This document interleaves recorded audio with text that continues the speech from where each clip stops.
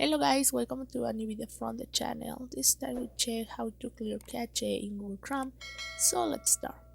First let's go to the Google Chrome and then let's go to the right side, top corner, and then just click on the three dots. Then let's go to settings. Here on settings, let's go to the left side and let's go to privacy and security.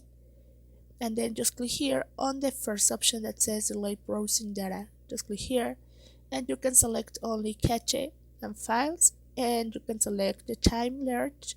In this case you can see all time or 24 hours, 7 days, 4 weeks. And then when you're sure, just click here on delete data, and that is how you can start deleting the cache from Google Chrome. So guys, as you can see, it was very easy to do it. You can do it many times as you want. So I hope this video helps you so much. Thank you for watching this video. Now remember to subscribe and give thumb up to this video.